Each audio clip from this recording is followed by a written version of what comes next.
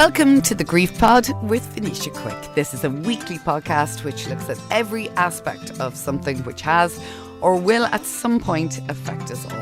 And that is grief. Whether you've lost a loved one or about to lose someone you know, or perhaps you're simply trying to help someone navigate their grief and don't know where to start or what to say, then perhaps this is the podcast for you. Each week I'll be bringing you different stories and experiences of loss, love, hope and at times humour. The third week in January is National Grief Awareness Week, an initiative run every year by the Irish Hospice Foundation to help send the message that you are not alone in your grief. This year, National Grief Awareness Week focuses on the many different ways we can be aware and support both someone else's grief and our own, with a particular emphasis this year on grief in the workplace. Amy Gibney is the National Grief in the Workplace lead at the Irish Hospice Foundation, and she joins me on this episode of the Grief Pod. Amy, firstly, 40 years of the Irish Hospice Foundation. I think there's certainly very few families who haven't been touched by the wonderful work that you guys do. Thank you so much, Venetia, and thanks for inviting us onto the pod. So, this year is our 40th anniversary at Irish Hospice Foundation, and I think a lot of people would automatically associate us with the hospices, as is our name. And while we work very closely with hospices and it's ingrained in our history, a large proportion of our work is in creating an Ireland that is essentially a better place in which to die. And when we say die, we mean things like preparing for your death, but also good end of life care.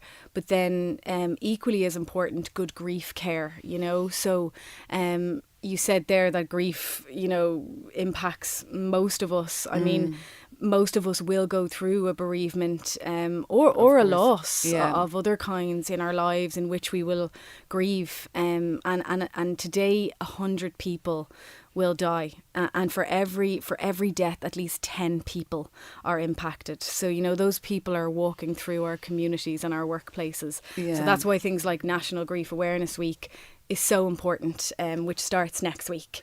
So that also just reminds you to be mindful as well, really, when you hear, oh, it's National Grief Awareness Week, your mind suddenly thinks to the people who are close to you, who are bereaved, and you sort of think, oh, I haven't texted them, you know, in a while. I might send them a little text, or I might get in touch.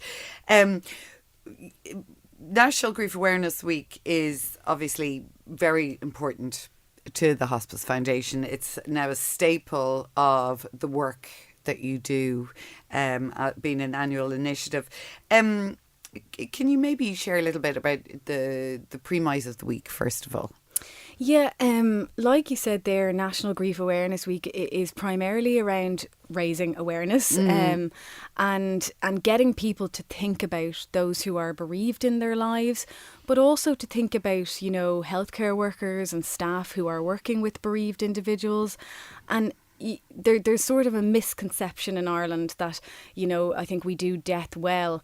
I think we might do the initial part well, but when it comes to the kind of medium and long term, we could do death better. Yes, I think we could do death better. And there's still a stigma and a taboo, which essentially can be a blocker for providing someone with support. So I hope I get this phrase now right. My colleagues will kill me, but it's be grief aware and show you care. So that awareness piece can help show you care to individuals in your life, and a prompt maybe just to text that person or to do something for them. And that's all about the doing as well. And we're going to go through all that because, you know, obviously everybody that has a grief story, whatever, I think it'd be fair to say they've come across several people who've maybe not known what to say to them, or have said something that in order to be kind and supportive, but may have possibly not been the right thing to say. And that seems to be such a big stumbling block for people just trying to support other people.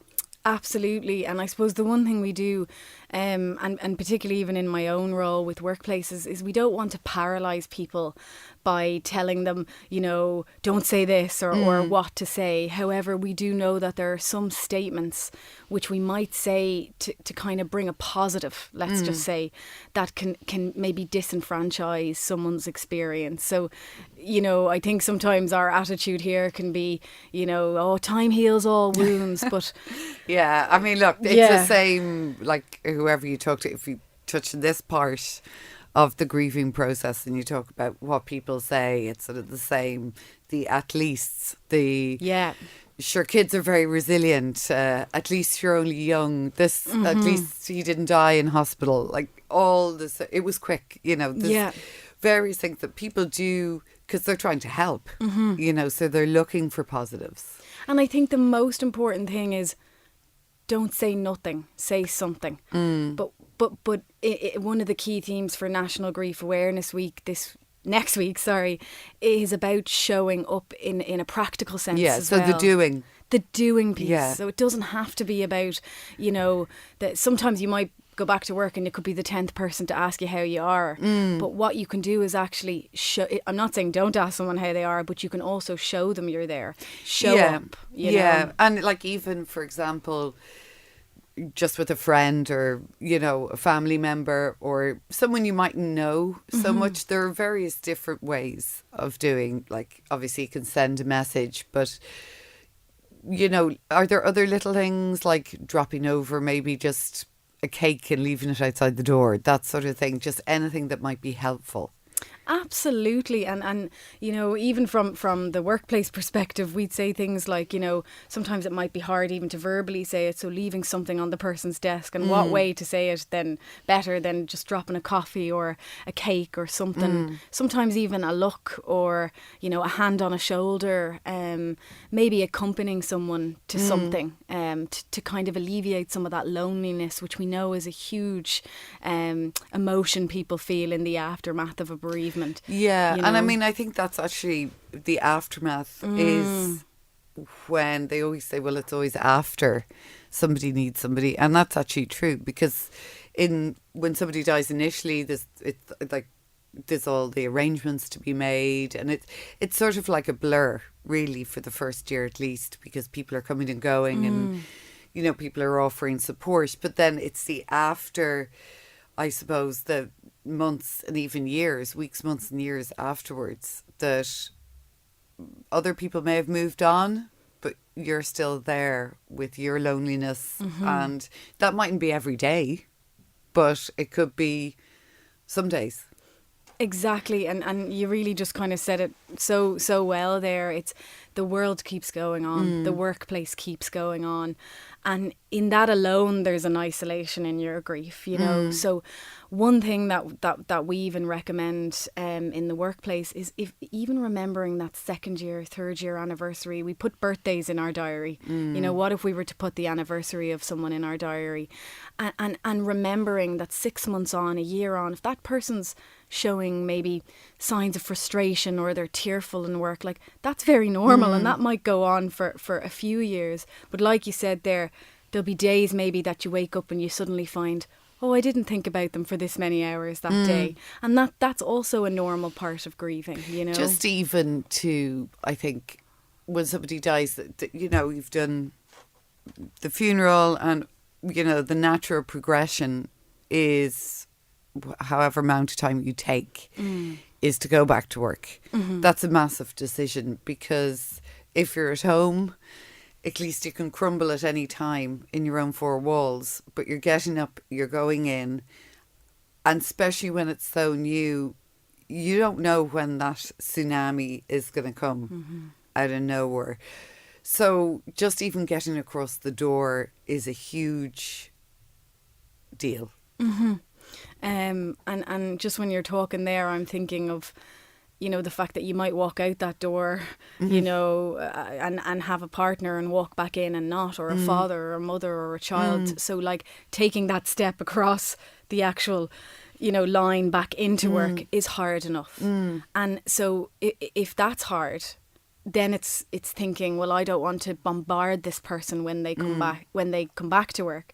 And we did a lovely example, just because we go out and we do workshops and talks, and one of them was that somebody just went downstairs and met them at the entrance and accompanied the person upstairs. You know, that was sort of almost like a symbol of, I'm here for you today. You know? A lovely thing somebody did for me actually was when I was at the time when Martin died, I was working in 2 different places, and they brought me to work the first day because he'd always brought me to work in the morning, and I was just in my head, I was like, how am I going to it was actually the practicality of getting there first of all, but also just because that was something we did together in the mornings, and that actually was a massive help to me, you know.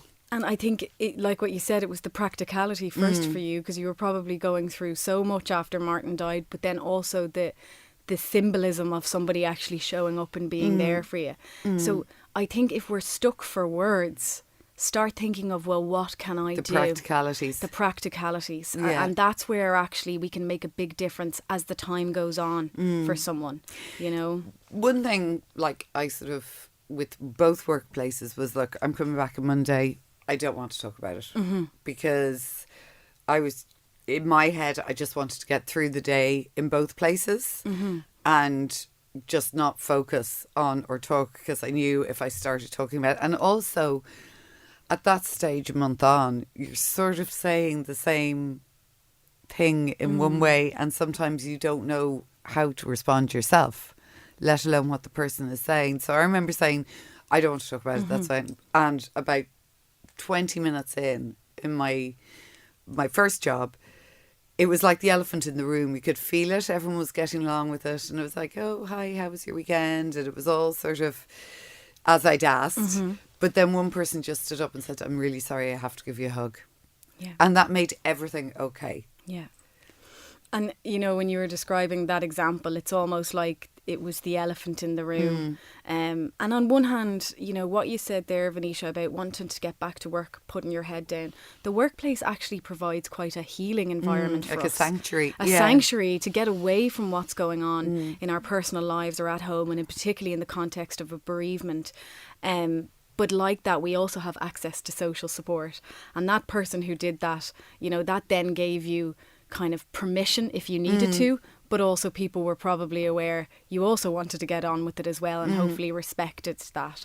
So I think what the most important thing is asking the person and never assuming they're going to grieve or behave in a certain way. Yeah. And I mean, the other thing was, we were talking to Anthony Owens recently from Féileacáin Fathers, and he was talking about how when his wife was pregnant with their baby Arthur, a co-worker of his was pregnant, and both were due around the same time, and they sadly lost their baby Arthur, and his co-worker went on to have her baby. But returning to work for him was very difficult, because there were people that knew, but he worked somewhere where there was a lot of different departments and floors, so not everybody knew. So he'd meet somebody in the lift who didn't know and go, oh, any update? Did you have your baby? What did you have, a boy or girl? And there'd be some days where he'd be okay to say, well, sadly, but there was other days where he'd just sort of shut down the conversation. And I think one thing that could help with that, you know, is having a chat with your employee about how you want this communicated, and also helping them. Because like what you said, you're going to have days like what Anthony described where you actually don't want to get into it as well. But it probably is very hard and confronting to have had to go through questions where people didn't know, you know. So it is the piece around helping an employee figure out how they want things communicated across the organisation. And that's where we would see so many difficulties, is in the communication piece not being done right. Yeah, because it must be also very hard for the people you work with, because especially in that situation where they go and then they feel awful because they didn't know. Exactly. You know, or somebody comes into work, you might have had a bereavement just before the weekend, but going into work on the Monday because, you know, it's just easier when you're talking about your bereavement leave, which we'll go on talk about in a minute, but and then someone comes in, oh, great weekend, how was your weekend? And you're just like, well, actually, so-and-so died on Friday. Yeah. And that for both people is an awful situation, I think, to be in, and puts even more pressure on the situation. Absolutely. And one of the things we did when we developed our workshops was ask questions about what matters. And somebody actually pointed out that they felt frustrated when they found out down the line that someone had been bereaved, because it took away the opportunity for them to provide their colleague with compassion. So it can cause frustration on both sides. So the way we view grief in the workplace is actually looking at it proactively. So having a policy in place that actually has some guidance for managers on return to work and has some guidance for colleagues. I will say we're never going to get it all right all of the time when it comes to bereavement, but there are some things we can do to help with it, and particularly in the context of communicating it. We don't want the workplace thinking someone's coming back after annual leave and they've just been through this really difficult event. And equally, we don't want one manager over there doing one thing and another manager doing another thing, Yeah. And it is, people get shaky and So it needs nervous to be about cohesive. grief, I mean, is this something that there should be policy on? I mean, we have people who are trained up to do the fire drill or CPR or use the defibrillator. Why do workplaces have a designated sort of bereavement colleague or a grief person that is the go-to person? So some organisations will have that, and sometimes you'll hear the term, like I know in Australia they have grief first aid. Sometimes you'll have mental health first aiders here doing some grief training. We might go in and train them on grief. But what I would say is that I think grief is everybody's business. So while there could be people that might be motivated even through their own experiences to be champions of this, it's also about getting the full workplace on board, because it is such a common experience. And in the next 20 years it's the amount of people dying is set to increase from 35,000 to 49,000. So we're going to be dealing with bereavement a lot more in the workplace, but I do agree that there can be people who are champions that can really help embed grief in the workplace supports. Your HR, your well-being experts. I mean, well-being is such I'm going to say popular area. Yeah, I mean, it's very buzzy. It's buzzy. and also you have to be very careful about corporate wellness movements almost disenfranchising grief. Keep going, carry on, you be resilient. Push through. But there's as much of an individual responsibility as there is an organisational responsibility. And actually, if you want to see real change in a workplace, you need to focus on those organisational structures. And that's what the World Health Organization's advice would be. Yeah, because I just, we've meetings for, all sorts of areas in the workplace. Like it might be productivity or what they're doing for advertising or marketing, whatever. I mean, is it as simple as something like a full staff meeting? You can have your pizza, you can have whatever, but to talk about, if people are concerned, say you have a colleague who's returning in a couple of weeks, that does anybody have any questions? Do people feel comfortable, they know what to say? I mean, you could do it in any way in a workplace, essentially. I think the most important thing is that we want to promote comfort around the topic. So, you've probably heard of things like death cafes, and some organisations might run something like that.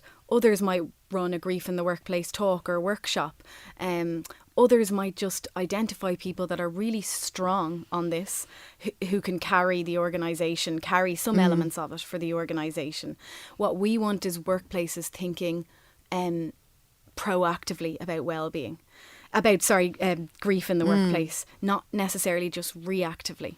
So you might have organisations that would ring us in the aftermath of a colleague death, which is so sad. You know, and organisations actually they can do that. They should. Get in touch so with we you guys. have our bereavement support line, first of all, which is run by phenomenal volunteers Monday to Friday, 10 a.m. to 1 p.m. I hope I'm saying that right now.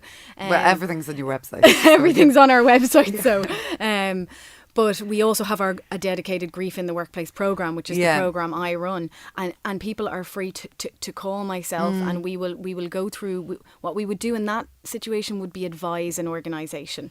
We wouldn't necessarily say now's the time for training, you know.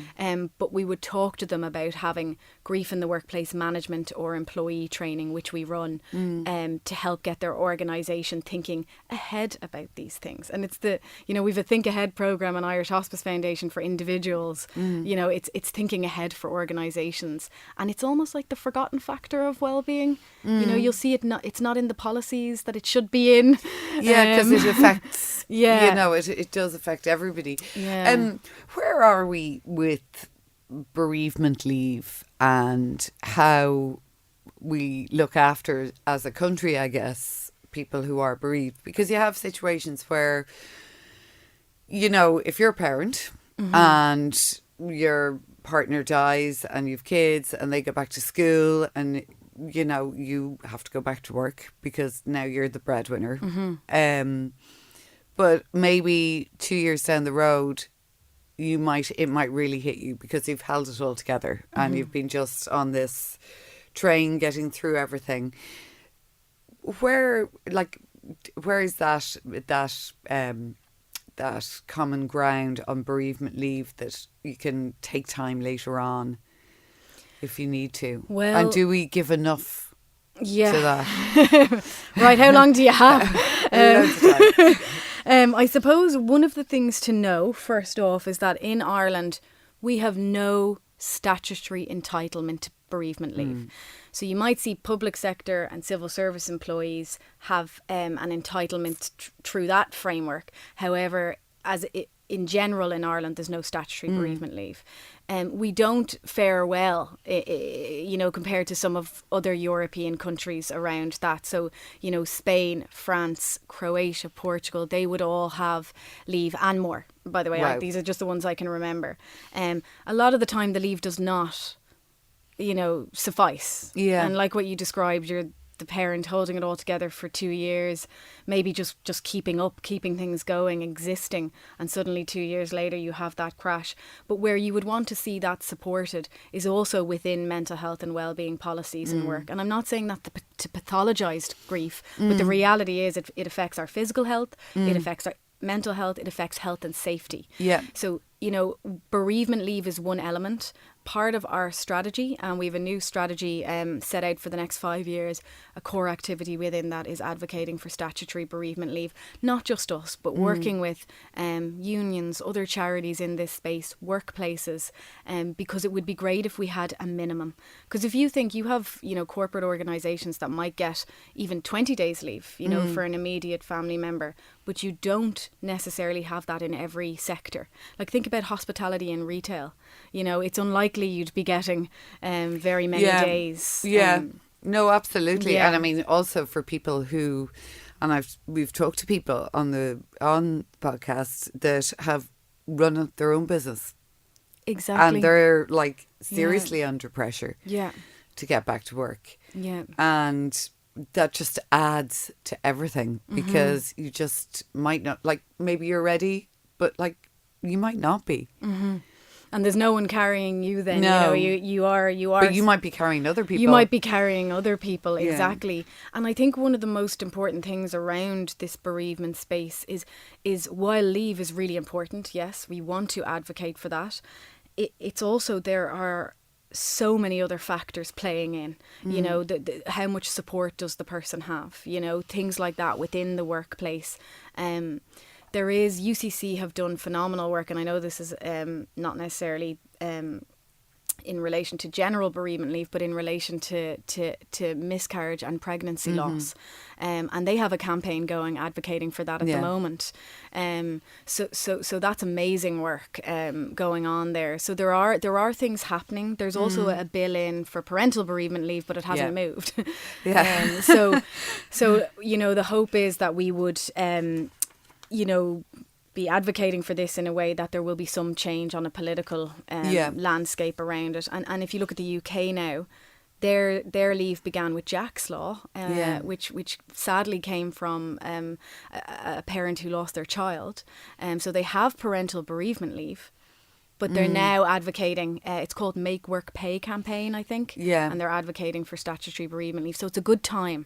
And it's needed. Yes, and with the current aging population and the demographics shifting, it's not, to me anyway, it's not really a choice anymore. Like we 75% of our population are employed, you know, so that's a key setting, and we and I'll stop going on and on. No, but it just to, like, you know, even when my dad died, I had to figure out my days and which would it suit me better to take days at the beginning before, you know, his funeral or whatever, because I knew from experience it would probably hit me later, you know. And it's something that I think bereaved people and people who've just gone through or going through grief shouldn't really have to think about, because there are going to be days, as we all know, they might be fine for a week and then suddenly they get up and they just cannot get out of bed, and that's all part and parcel of grieving. Absolutely. You know, so it's that has to reflect. You know, and if we were to look at, if I was to say best practice and have my way about everything, you know, I would say if organisations were in a position to offer leave, but not necessarily to be taken consecutively. Now, I know that when you're actually implementing things within HR and all of that, there does need to be rules. But if we're saying that grief is not linear, grief does not happen in stages that we can easily predict. And a lot of the time, like what you're describing, Venetia, in your own experience, is that crash that might happen later on. Wouldn't it be great if someone just could put in a leave day for that? A little bit like the way they have, you know, those mental health days in work. Now, that's something that, you know, you would say might be a good thing to do, but some organisations might not be in a position to. And for those not, there are other things you can do, and that's what I'm so passionate about. You know? No, absolutely. And I think all that you're saying about just the little things, like, you know, somebody has to get something typed up by 5 o'clock. You could offer to say, listen, you know, once it's in your remit, you could offer to write up a bit of it for them, or go and get them lunch because they're working through lunch, because people might be thinking they have to catch up after being off as well. Or a lot of the time as well, that people feel if they've been off, you know, they are playing catch up and they're worried because now there's extra pressure maybe on them to keep their job. And that's what we don't want to happen. So, you know, we did a study and 67% of people struggle to be productive. The term sometimes used when someone comes back to work but they're not meaningfully engaged is presenteeism. And what a report in the UK, I think it was Marie Curie, but it was 16 billion lost to the UK economy in productivity loss. Wow. So if Venetia, if we're bringing someone back and it's too early and they've gone through the biggest thing in their life, you're going to be a bit despondent, you're going to be disengaged, your productivity is going to be lower. So how are we going to normalise that and plan for it? So things like having a return to work process in place, a little bit like a reasonable accommodation. Exactly what you said, colleagues on hand to support. You're more likely to make mistakes. Decision making is harder. Concentration is impacted. So what if somebody said, look, will I run my eyes over that report for you in a way that was like check your typos, just exactly fun. And by the way, you know, and I don't like to sound alarmist about it, but there is a health and safety piece here. So while it isn't always explicit in our legislation, we have to make sure that workers, when they come to work, are not put in any harm's way. If you work in an industry where a mistake has an impact on you or potentially others, construction, you know, there needs to be a health and safety check, because we know fatigue, concentration, all of those things. What if someone's on the road all week, you know, and they're just bereaved? So it's actually thinking about, how do I have a conversation with my employee around what will keep them well? And then you've got the psychosocial factors, which put people at risk of stress and burnout. So the way I see it is, if you don't support people in those early on months and weeks, they could potentially end up burning out, trying to keep up, you know? They say bereaved people, or people who are grieving, are the most judged people sort of in the world, because you know, you may go in, I'm grand and fine, you know, you may be a few months in and you're just sort of getting on with it, and you're putting on your brave face and you're leaving your problems at the door.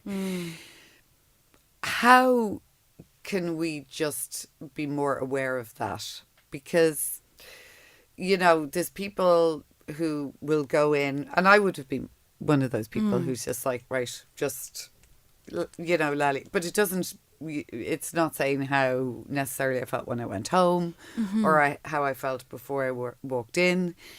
How can we keep an eye on those people? How can we just be mindful that they may seem all happy and whatever in work, they may be actually on their Instagram, big smiley photo, but that's not really what's going on? I remember seeing a great video, and I won't remember any of the details of it. Sorry, who it was made by or anything, but it had people walking across a workplace, and just it went into like what their thoughts were going on in their head, and it made me think about the fact that we never know from the outside what someone's feeling inside. One of the most important things in a workplace in the context of bereavement and well-being is making sure that, first of all, the culture is a place in which you are able to talk openly and freely about what you're going through, you know. So, you know, we want to make sure that people feel well supported, and the very last thing is that we don't want them to feel judged, you know. But that does require patience.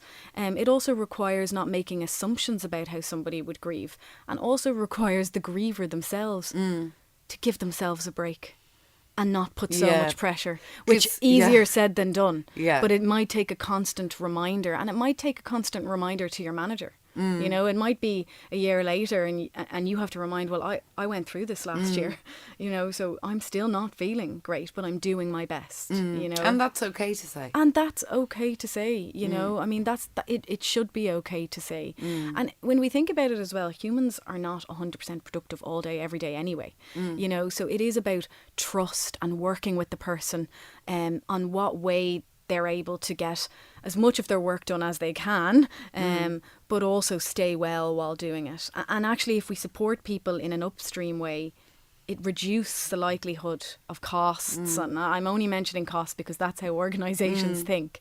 You know, there's actually a cost case for this, you know, a business case for this. And you'll see grief hidden in sick leave a lot, you know. So I mean, what if an organisation tracked its sick leave, you know, after a bereavement? You know? Because it's also, I think, the whole, we were just talking there about your concentration going, but it's also you lose a lot of your confidence as well. And I think that's it's little things like that that workplaces perhaps it just needs to be known that those are, I mean, anyone who's been through it would know, but perhaps anybody who hasn't wouldn't. Absolutely. Through no fault of their own. Through no fault of their own. You know. And that's why we always say ask as well. Ask how the person is doing. And you really hit the nail on the head there about the confidence piece, because it's one of the things that came up in our research. We wrote a grief in the workplace position paper, which is our position on why it matters and our asks for policymakers, essentially, and employers. And one of the saddest things is if someone isn't supported when they come back to work, they will often describe then starting to think they're no longer good at their job. Yeah. So sometimes sometimes when you have losses, there can be a domino effect, you know. So we want to make sure that doesn't happen. So if we're going to set the expectations too high, or even what they were before they were bereaved, we're setting them too high. You know, we're setting them up for a fail. So it's just thinking about that, you know. You have, as part of National Grief Awareness Week, loads of other things going on as well.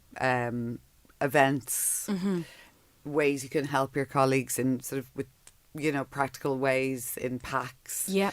You have online events, you have in-person events. Can you tell us a little bit more about those? I will do my best. These guys are doing Trojan work in the office, packing packs right now. So Nicole and the team are basically running this, and they we are encouraging organisations, people, bereavement organisations, hospitals, nursing homes to host a bereavement stand. So they're sending out packs. You can apply for a pack, get in there soon because it's starting next week, and you can have leaflets, information on the bereavement support line, information on grief available to your staff and the public. And a really nice thing, and I think I'm okay to say it because they're going to post about it on social media, but even we've been engaging with the prison service staff and they're hosting stands across all of their prisons now. This is for the staff. Hopefully one day we can move it into as well the prisoner population, but they're doing it in all their training colleges, and they're really engaged in this. You have a lot of our bereavement services as well. So Irish Hospice Foundation run networks, and within that you have Féileacáin, you mentioned earlier, Bethany, Hug. The list is endless. So they'll be doing a lot of work for National Grief Awareness Week themselves. So have a Google, find out what's going on. We've a lunch and learn. I'm doing a free one for any workplace people out there. It's an hour, and we'll give you some concrete information about what it means to grieve and how do I support organisations. They also have a grief lift campaign going on, so it's around working with gyms and people doing exercises. So there's a kind of a play on the word lift there, but it's about action, not just about like, don't just say do. Go to the yoga class with your friend who's grieving and spend some time with them, so there's lots more going on, so I'm probably not explaining it all perfectly, but you can find yes you are. You explained it really well, but what I meant was like you can find out more, of course, in on your website, which on is our website. Everything there, and that's there. hospicefoundation.ie. Yeah, it's irishhospicefoundation.ie, and even if you Google National Grief Awareness Week, it should come up. And if you go on to Irish Hospice Foundation, you'll see all of our work across our education, advocacy, all of our programmes. We've a nursing home programme called Caru. We've lots of brilliant work going on. And it really is, just by looking at the website, there is, without saying, something for everybody, but you will find what you need, what suits you on your website. Exactly. And we also have a separate webpage, which is kind of as part of our website, called IamBereaved.ie, and that's dedicated to bereaved individuals. And it's a place for you to go when sometimes things that are 10 clicks away are hard to find, where you'll see information all in one place. It might reassure you. You might go, God, I'm not losing my mind. I'm grieving. Yeah. And also make you feel probably less alone. Less alone. This is, Yeah, and you can ring I really do recommend our wonderful volunteers on our bereavement support line. Our bereavement support line was set up in partnership with HSE during COVID times, but it's sustained because, of course, we need a national grief. Because there wasn't one. Phone line, exactly. So like anything else, that's important. And a lot of people aren't really aware of all those things. So that's why we're really thankful for you guys to give us the opportunity to get the messages out there. Well, I think everybody is so thankful to the Irish Hospice Foundation, because you have really done such amazing and continue to do such amazing work in so many areas, and especially now this year with the workplace, because that really is a big thing for people. Absolutely. And hopefully this will give them a little bit of support, and if they go to your website, they'll find more. Maybe somebody who is about to welcome somebody back, those are the right words, after bereavement, will feel more confident as well. And I like that you said welcome. There's a sense of intrepidation. But also holding them through that. And actually, I should have said that you can email workplacegrief@hospicefoundation.ie, and we also have a list of, we've e-learnings on bereavement policy, we've a free learning on loss, we've videos, so we can send all of these things to organisations. And you can also call me or my wonderful colleague Julia, and we'll take you through our resources. Amy Gibney from the Irish Hospice Foundation, thank you very much. Thank you for listening to this episode of The Grief Pod with Venetia Quick. You can listen on SoundCloud or wherever you get your podcasts. We also have an online community on Facebook, The Grief Pod, or on Instagram @GriefPod Series.